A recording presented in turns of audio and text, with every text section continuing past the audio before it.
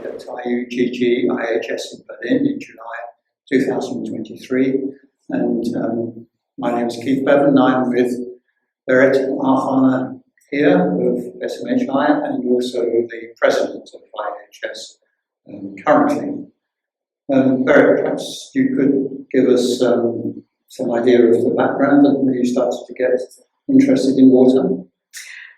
Well, to start with, I was not so interested in water actually. I was more interested in soil erosion because I was studying physical geography at Lund University.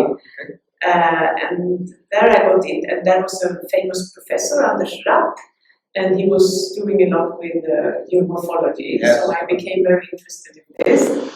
And he also took us on different field trips. So we went to Tunisia and looked at different measures on how you can protect from erosion. And then I got a scholar grant, so where I applied for a minor field study in a Swedish aid organization. So I went to Venezuela and stayed there for 3 months, and we did some mapping of erosions, signs of erosions. We were out monitoring the mountains surrounding a town called Merida in eastern Andes. So that was really exciting. So I was more into erosion, and I was into environmental problems in developing countries. I seem to remember from your family background also you already had experience at quite a young age from fieldwork. Yeah. So my father was an ecologist, and he was doing research on bird nesting in the Swedish mountains. So I was, as a summer job, I was working for him as a field assistant. So he forced me to climb a ladder up in the different trees, and I looked into the bird nest, and I was weighting the different chickens and counting the egg checks. But then when I was a bit older and in my late teenage, I was not so interested. I was not so enthusiastic, and there was not mosquitoes in those forests in northern Sweden. And so no, then I was not so interested anymore. Okay. So your first degree you graduated from Lund, but then you went on to a PhD in literature. Exactly, because they had a program. They were starting a new university group up there, and it was actually funded by Malin Falkenmark. It was one of the professors who funded this, and it was a truly interdisciplinary group. They were doing interdisciplinary research, but the theme was water. So it was water and environmental studies, but also with social scientists involved. So this was History of Hydrology before the name had been invented. Yeah, 30 years before. Yeah. So, but it was very interesting. So we had people working on chemistry, and we had a big chemistry lab there. And there were hydrologists, of course, but there was also like people working on national economy or agronomy or and what more do we have? Political science. This was a big one, and also history. They were doing environmental history. To check different environmental problems and how they emerged. I remember visiting there once and understanding that it was a really interesting program. It must be quite an interesting environment to work in it was as well. And it was new and fresh ideas, and so I really enjoyed being a PhD student. And then we had Sten Bergström from SMHI. So he was actually an associate professor there, linked to or a young professor, I don't know, but linked to this also. And Lotta Andersson was another hydrologist who was working at SMHI, but also at this institute in Linköping.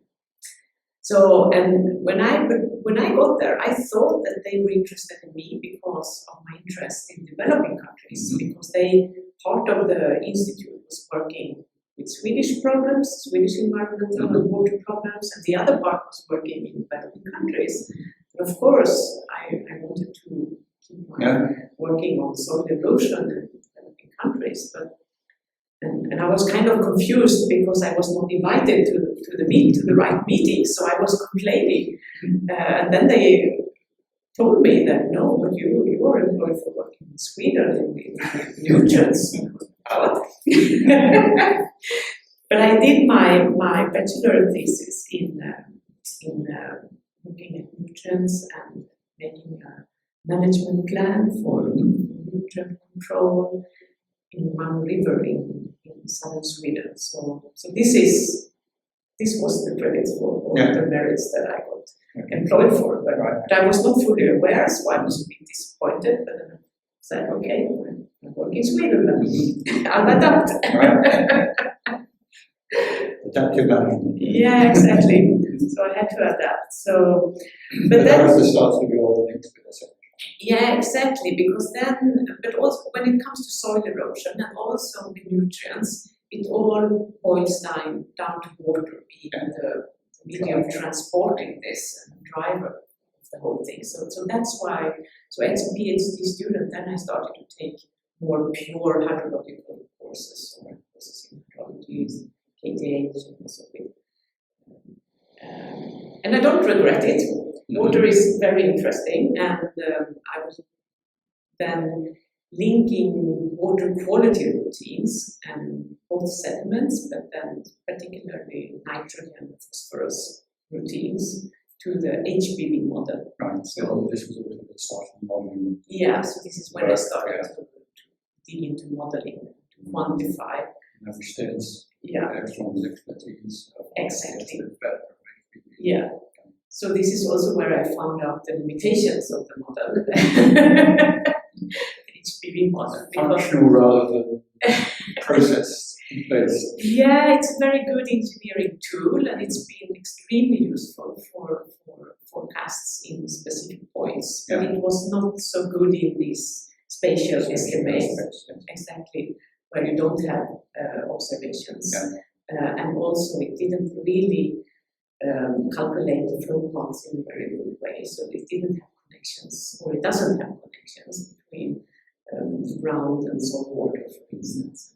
It doesn't link the groundwater to the surface water in a good way. So, but you need to have this if you look at substances and how they are transported. So, for your PhD, you had to sort of adapt to work with HPV, but being interested in the quality.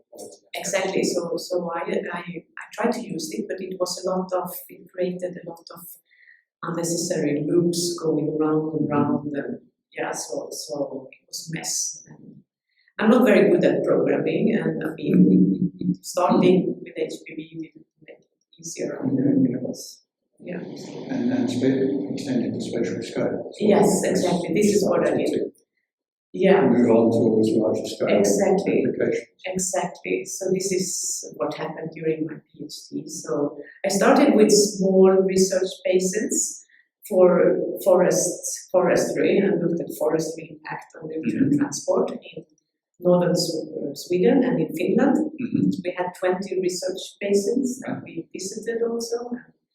I had 10 or 20 years of monitoring records from those with both water and water quality. And so this is where I had to set up the model and so on. But then, of course, I realized that nutrient transport from the forests was not really the issue when it comes to eutrophication. Yes, so they do have some leaching, but not much. I mean, so. I wanted to solve the problems with eutrophication of the Baltic Sea, so then I had to face agriculture and treatment plants and people, and so got into modeling also the southern part of Sweden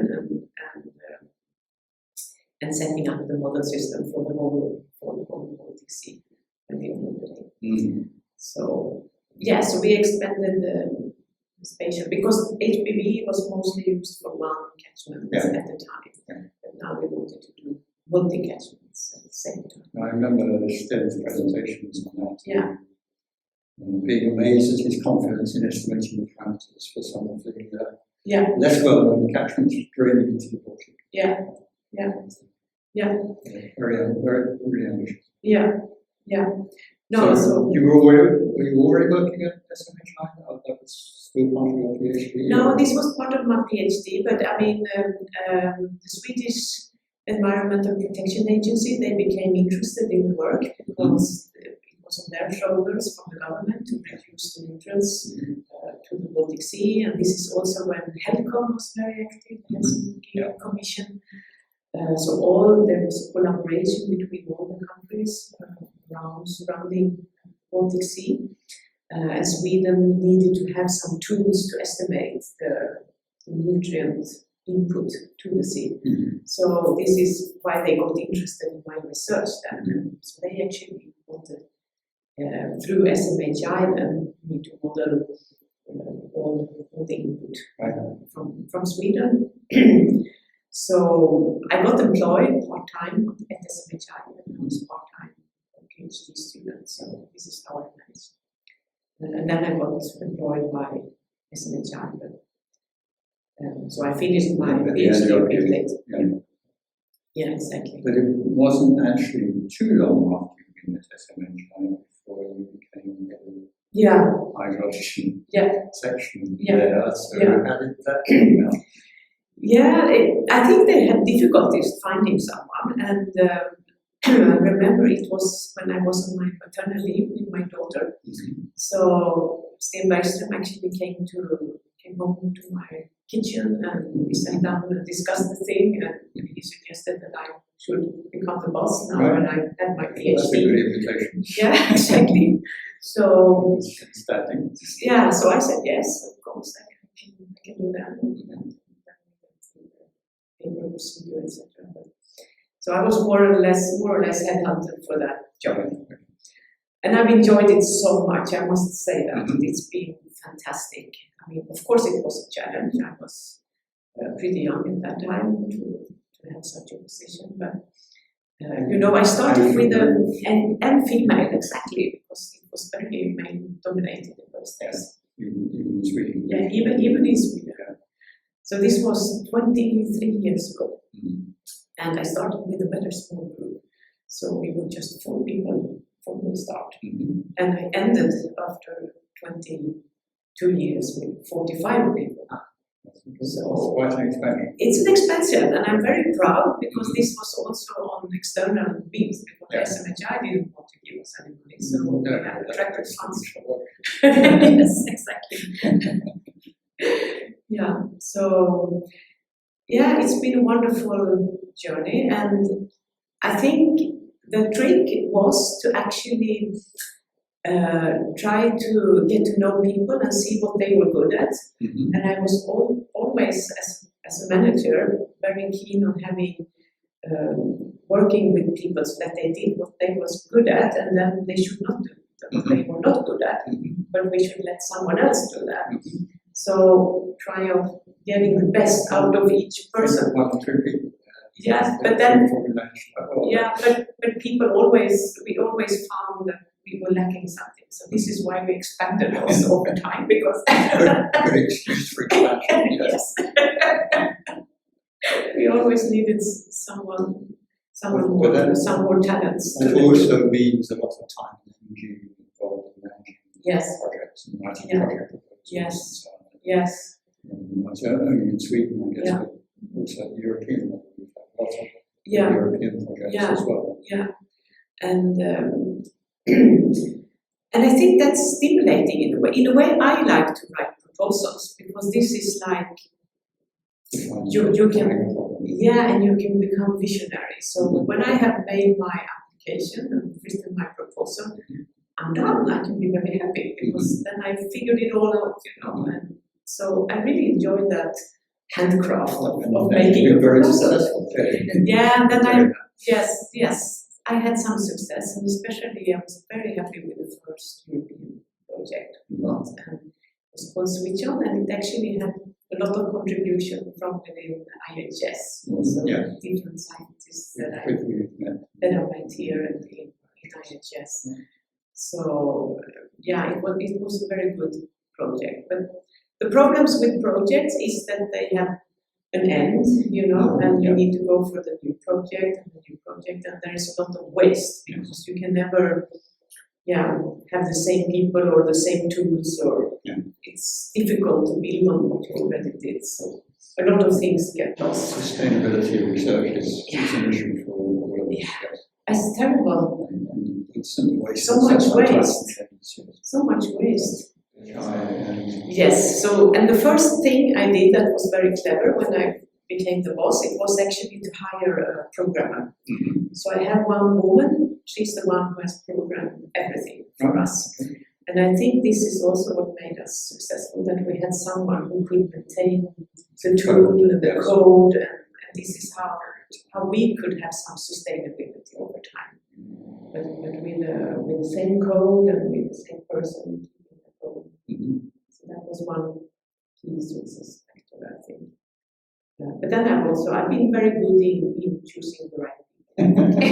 Going the right people. Also a skill. It's a skill, yeah. So, we have had some really good. Well, I was going to ask, going back to Hydrological, whether that had to be pushed in to retire before that started? Yeah, it was kind of sensitive. He was not super enthusiastic. Or he was enthusiastic, but then when I getting better results than the old HPV, then he got worried. Yes, it was sensitive. But presumably more driven by quality issues than just getting forecasts right. Yeah, but this is the way it was originally formulated, but then it actually became better with the forecasts. Right. So because we got the processes in a better way, and we could make use of spatial data in a new way. So we could use satellite data, and we could use various kinds of observations, spatial observations in a new way. So I think this is what made it successful actually, and better than HPV. And then, of course, we kept a lot of the conceptual thinking from HPV. But what made us change the name was that we no longer used the beta parameter. And the beta parameter was the trick for getting the discharge right. Well, there was always a rumor that the only person who could really select the beta parameter. But that was a trick. But when we abandoned that, then even Sten said that then it can no longer be called HPV. For controlling the soil runoff information. Exactly. No, but I mean the guy behind things are Göran Lindström. Yes. He's not so fond of traveling, and he's a very quiet guy. But he's the one. He was the one who was wrapping a lot of HPV and fire for the whole sector. He was also the one with a lot of ideas behind things. He's behind the Swedish applications. So. Yes, but from Sweden you expanded. Enormously. To Europe. Yes, because we got into these European projects and we wanted to cover, it was a strategy, first with solving the Baltic Sea, the problems with eutrophication, so we needed a tool and the whole... It's already used in Baltic experiment. Yeah, exactly. And the Baltic experiment was also interdisciplinary. We did the hydrology there, so the whole catchment of the Baltic Sea. So that was an important starting point. But then going to Europe and to different continents, because we also had we have collaboration on the Arctic, for instance. We have in Arctic countries. We had a project in South America, so all of a sudden we have started to cover different continents. So then let's go global, let's do it all. So we did, and I mean, it was a good timing because of all the new databases. And there's a lot, and we need to recognize everyone who is working on producing input data to our hydrological models.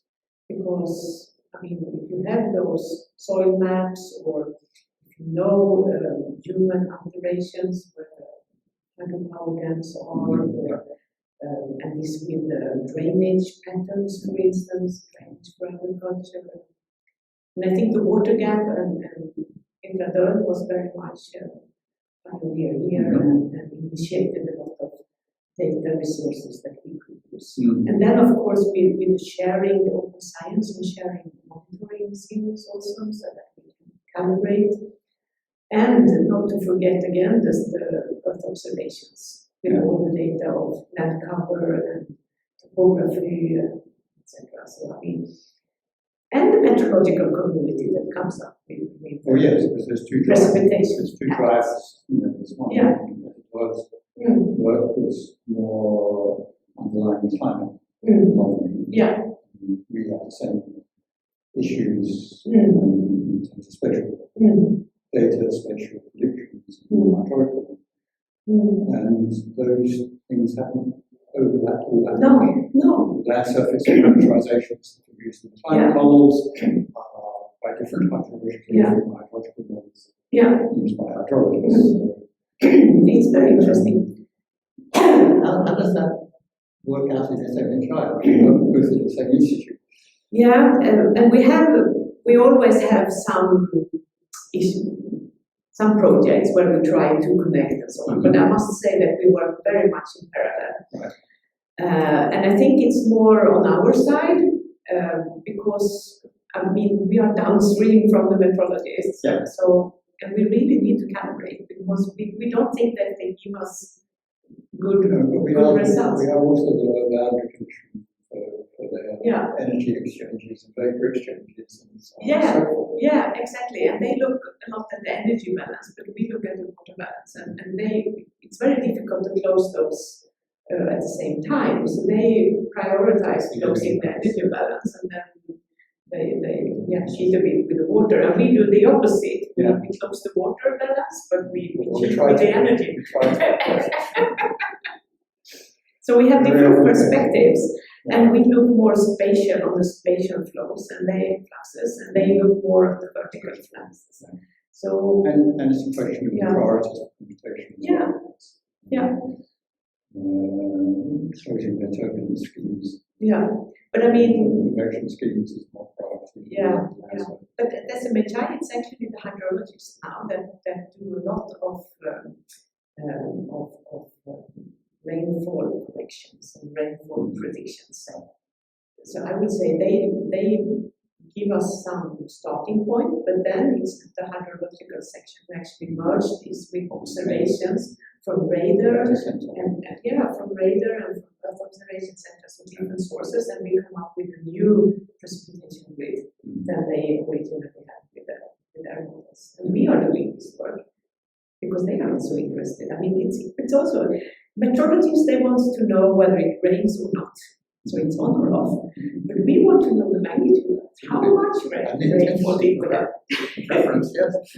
So we have very different views on this. But we complement each other. That's the good point. We should complement each other. So, exactly.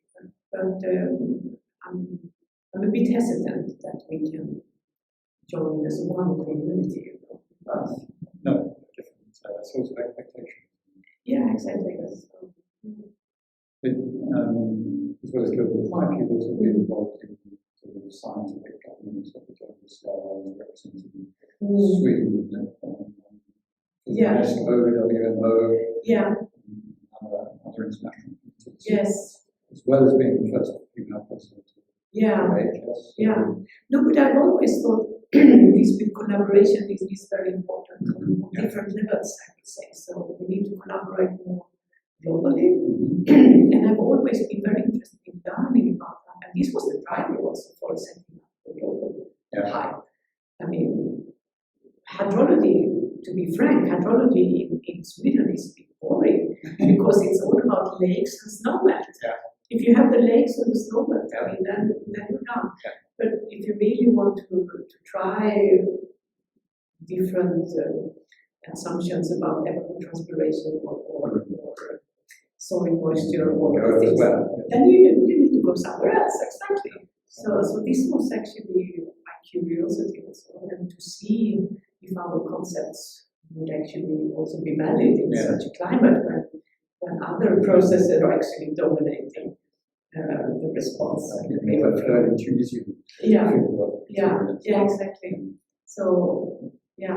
So this we do, and I think it's, and then I would just like to add that the global model is also there because you can learn from it. We use it as an experiment. We can experiment with it and try different hypotheses, but also we will share it. So we do share it. So we can extract a specific country or a specific river basin, and we can share it with local people, and they can add their information to it and calibrate it more.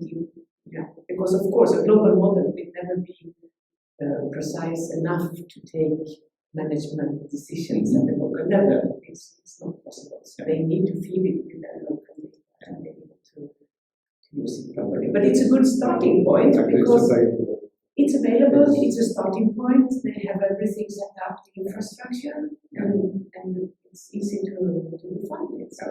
So that's the idea. And I believe in this we need a critical mass and work with the same tools also. I think that's important to not develop a new model every time you go to a site. Then it's difficult to compare. Models are so complex, so you need to work with them every day to understand them. And even then, it's not always understandable. They tend to live their own lives. Especially when it blows up. I have lots of experience. Yes, I know.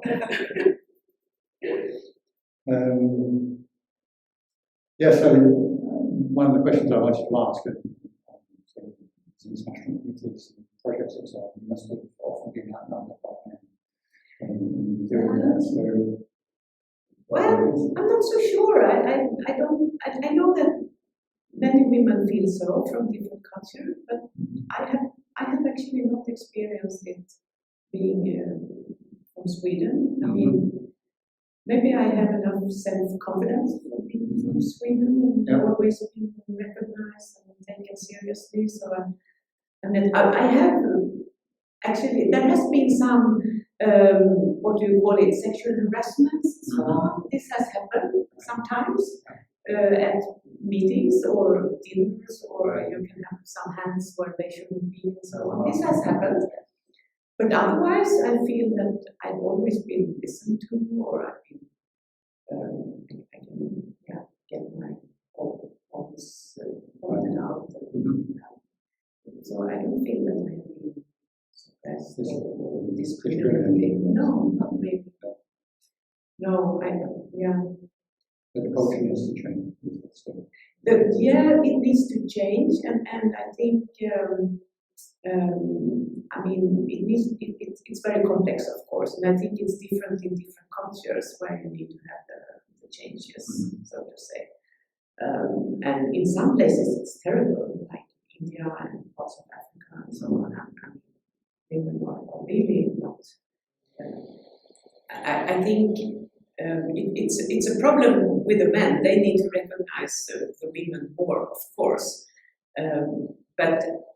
I also think that women need more self-confidence, so this is also often a problem. And I've asked, now when we are changing the management team in IHS, for instance, when we had elections and nominations, I was asking a lot of women to stand for Secretary General, for instance, but no one wanted to.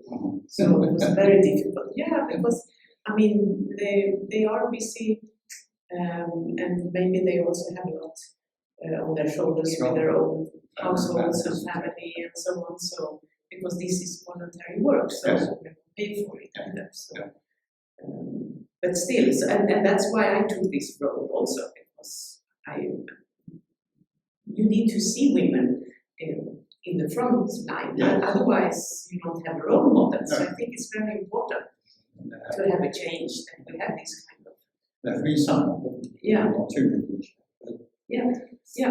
The IHS meetings, for example. We do see many more. It has changed a lot.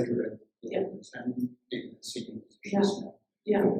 So it is somewhat transition period, I think, at the moment. I hope so. I hope that the women will stay there, so that they not, because we also see a lot of women having PhDs and then they go back to the families or they go somewhere else. They don't stay in research. So it's important to stay in research. Have you been able to do some things as president during your term? Yes, I have introduced a prize, an award, a Falkenmark Award, because I think it's important to notice that also we have outstanding female hydrologists that have made a very much deserved. Yes, and she made a huge impact during her career. She started already in the 50s as a child, as a hydrologist. And she became very globally famous, and she was a pioneer in many ways. This with green and blue water and virtual water and comparative hydrology and you name it. She's done the drought with the Falkenmark. So she made a huge impact. So I think it's important to have awards also named by women, not only because otherwise we have Darcy and Dalton. Volker, etc. But they're all men, exactly. They're all men. One thing we have had to do, about very much yet, is the issue of climate change and future change. In general, the issues of communicating uncertainty and risks. Very difficult. It's an interesting and difficult issue. It's very difficult. I think I'd ask you about your experience of trying to do that. I've tried a lot because we've been involved in building these Copernicus climate change services. So that was a European initiative that started 5 years ago or so. And to have a European but also global climate service. And I took the role of building for water these services that actually should go for outreach. So we were constructing a lot of indicators and then showing how those indicators could be used in societal planning for different water sectors. I mean, water is not one sector, it's a huge range of sectors. So it could be transport, health, agriculture, transport, ecology, whatever. So the whole spectrum of water. And it's been very interesting, but it was challenging in Europe, and we did the same for the globe. So we had a couple of case studies on each continent, except for Antarctica, where we also tried the same and find this ways to communicate or show how we use the information. So this was more like doing good examples and having case studies as some kind of inspiration. So it had to do with giving awareness and inspire for adaptation measures. That was the purpose. But then we got contacted from the WMO because they had a collaboration with the Green Climate Fund that started after the Paris Agreement. So they have a lot of money that they should invest for adaptation in developing countries. So, but they got so poor applications because they didn't have enough information for a scientific basis, and they had problems to differentiate between developing efforts in general and the ones that were actually for climate change driven development. So that's why we started then climate service, climateinformation.org, which produced water indicators, and that's also when we had the global hydrological models. So we used the full ensemble from IPCC with different climate models and of different resolutions. We used the CMIP, but also the Corvex models, which has higher resolution, and used those indicators. And then we made like a world tour and tried to train people in how to use this when writing their applications. And it's very difficult, of course, because climate science, hydrology is difficult, climate science is even more difficult to understand, and the uncertainties are, of course, enormous, because it's all about projections. They don't even call it forecasting or projections. Yeah, exactly, because it's just different scenarios. So it's all very uncertain, and it's very difficult to communicate something that is so uncertain. But it has to do with the risk judgments. Are you willing to take this risk or not? And how large is the risk? Well, we don't know, but something in here. But then it's always up to the other side to decide whether they want to accept that risk or not. So, but this has also been challenging because it also has to do with building this kind of services. Also needs to be done in participatory ways, that we actually work together with the people. So that's why we made this tour around the globe also, so that to get feedback and to understand where they were in their knowledge. And I must say, for every time, every workshop, we have to lower our ambitions. So when you communicate this to the public, you need to be very, very basic. But I think in the long run, this is what we need to do. We need to raise the competence among people. Otherwise, we will not have a society that develops the right way. And we need to train people in how to separate between scientific science and facts and what is more different guesses or opinions or subjective. So, can I ask you about what you think of all the models? This is in that process, because certainly for some flood modeling in the UK, you can use this as a basis for discussion with local people. I guess for the nutrient work, maybe using HIAC as the basis for discussing different strategies and outcomes, even within some of those parts of the group. Yes, this is how we use it. So it's models are a tool in that process. And then it's not. And it's maybe not so important. I mean, the acronyms of the models are the least important. And visualization. But even the figures are not really important. That's the fun thing when we work with farmers, for instance. They were most interested in having their own data in there. Then they would trust the models. They wanted to look exactly how their land was described, even though it gave a higher discharge of nutrients than we did assume from the start. They thought that this was a better model. And even if the model didn't fit with observations, they didn't care as long as it was actually their data that going in there. This was the important. So, and to use a model it's more like a communication tool, and I think it's very good then to agree on what is more or less important, what is bigger, what is smaller. Because we had there was a conflict between summer house holders and the farmers, and there was eutrophication in a small bay. And the farmers were claiming that this was because of those summer houses. Exactly. And the others, they were claiming that it was the farmers, that were polluting.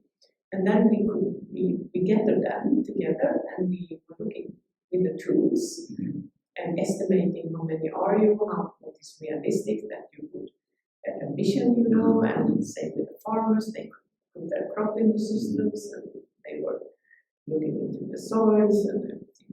So we could agree on and have the same view of the situation, and then we could also agree on what was the actual problem, what was the problem.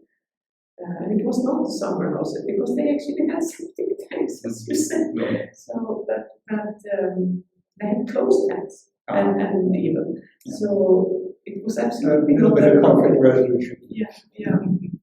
But it was very interesting, and so it started being a very effective discussion. But after a couple of meetings, everyone could leave it because they had similar view. And now we are actually trying a similar thing in the whole of Motala Ström catchment. It's like 15,000 square kilometers big, and it has some really big lakes, but it also has like 3 big, for Swedish conditions, big towns.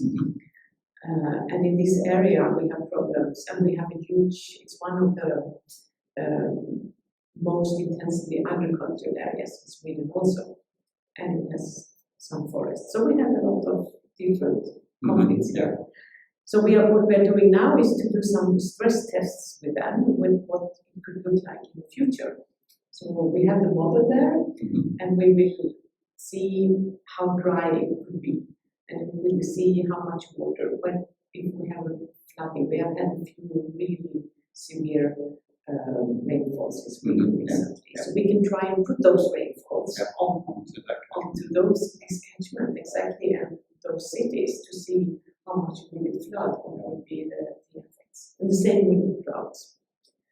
So, and then we gather all the people in meetings, and we discuss, we're having a similar background information. I think we really can make people think, because in Sweden we need to start to plan together, you know, because we have never experienced drought before. Now we are getting into drought situations. Part time of the year and in some areas, but it's going to be very dry, and especially in the south and eastern area of Sweden. This is where this catchment is located and situated.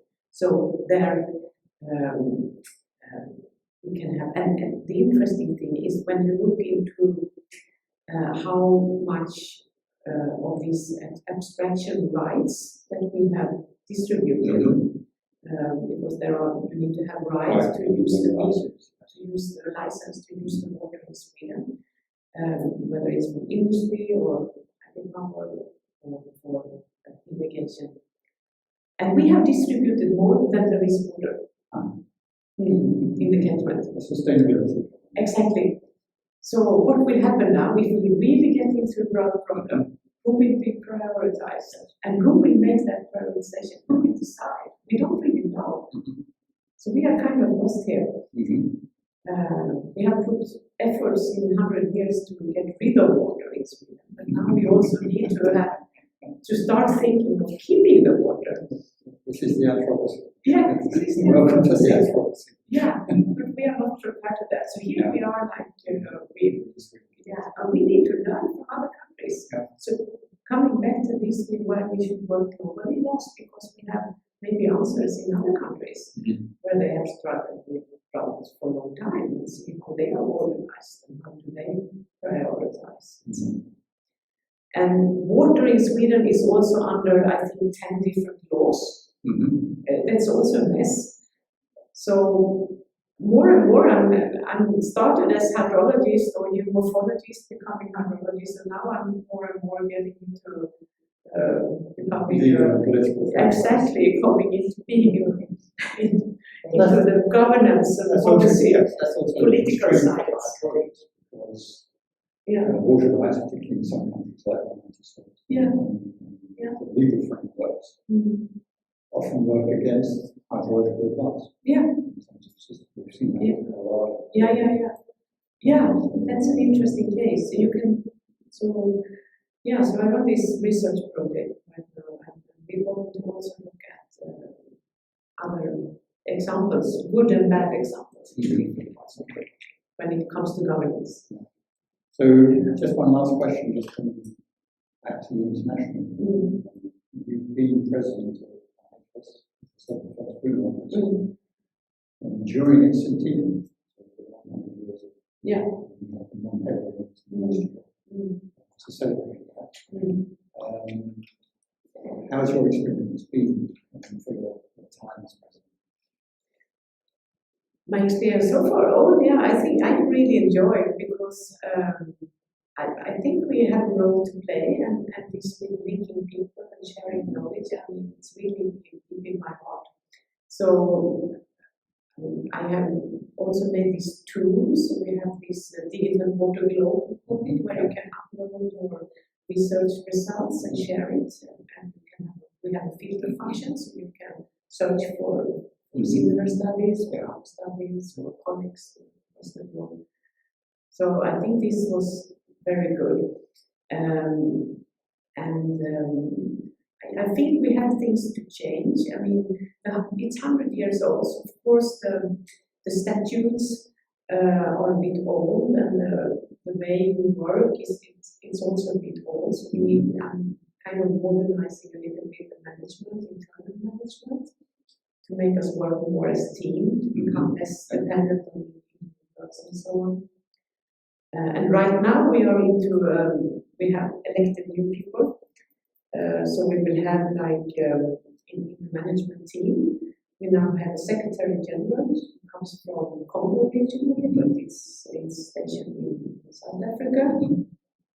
We have one representative from China. We have a woman from India, and then we have a man from France. We are really getting global now.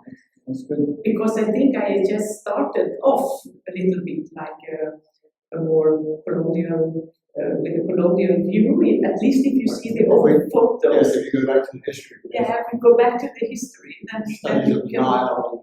Exactly, you can really see that it was white men from Europe going to some exotic place. That is so, and we are also now, we have different scientific decades, so we have themes for decades. So we had one that was predictions in managed bases, so that is was more purely hydrology. And it was really inspiring and engaged a lot of people.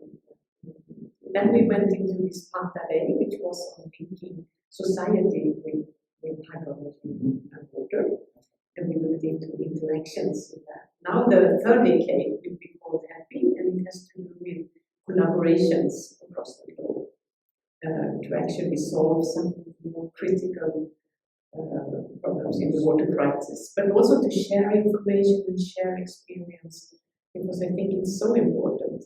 And especially as I told you, it's not only North coming and telling South what to do. No.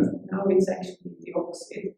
We need to learn from the South how we can behave in the new climate. Certainly the UK problems. In the same way as people. Exactly. In terms of distributing experimental expertise to Yes. Some of that is now feeding back. Back to you. Okay, well, thank you very much for it. Tack så mycket. Tack för att du var jättebra.